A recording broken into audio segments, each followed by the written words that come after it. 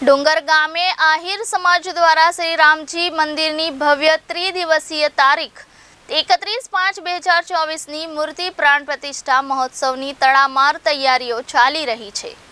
સૌરાષ્ટ્રના અમરેલી જિલ્લાના રાજુલા તાલુકાના ડુંગર ગામની પાવન અને પવિત્ર ધરા ઉપર આહિર સમાજ દ્વારા શ્રી રામચંદ્ર ભગવાનનું લગભગ 2 કરોડના ખર્ચે મોટું ભવ્ય મંદિર બનાવવામાં આવ્યું છે। જે મંદિરથી ડુંગર ગામની શોભામાં આહિર સમાજે 4 ચાંદ લગાવી દીધા છે।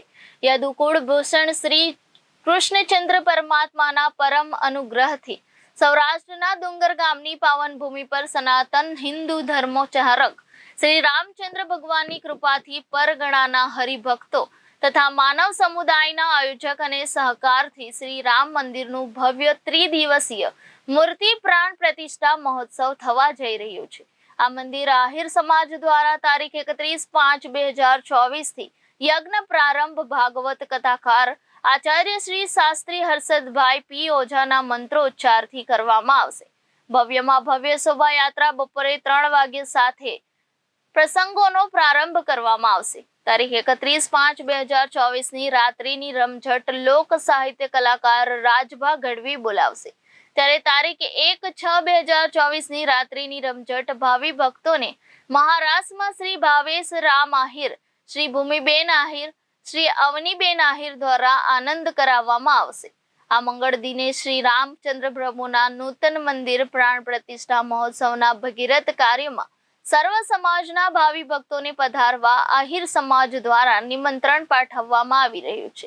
આ પૂર્ણાહુતિની તારીખ 2/6/2024ના રોજ સ્થાપિત દેવતા પૂજન, ગૃહ હોમ, ધ્વજારોહણ, મૂર્તિ પ્રસાદમાં સ્થિર પ્રાણ પ્રતિષ્ઠા, મૂર્તિ પૂજન, સ્થિરીકરણ હોમ, પ્રસ્થાપિત હોમ દેવતા હોમ બલિદાન કરી પૂર્ણ કરવામાં આવશે।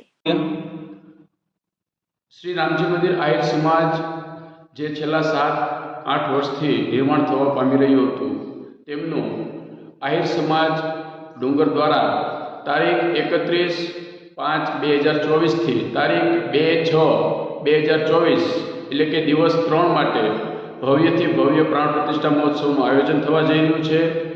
આ સમગ્ર કાર્યક્રમની અંદર સમગ્ર આહિર સમાજને આમંત્રિત કરવામાં આવ્યો છે। સાથોસાથ આજુબાજુના ભાવિક ભક્તોને પણ આમંત્રિત કરવામાં આવ્યા છે। એટલું જ નહીં, સમગ્ર કાર્યક્રમની અંદર વાત કરીએ તો તારીખ 31ના રોજ ભગવાનની શોભાયાત્રા છે। સાથોસાથ 31 તારીખના રોજ રાજભા ગઢવીનો સાંજનો ડાયરો પણ રાખવામાં આવેલો છે આહિર સમાજ દ્વારા। તારીખ 1/6/2024ના રોજ સમગ્ર આહિરાણી બહેનો દ્વારા એક સરસ મજાના રાસનું પણ આયોજન કરવામાં આવ્યું છે।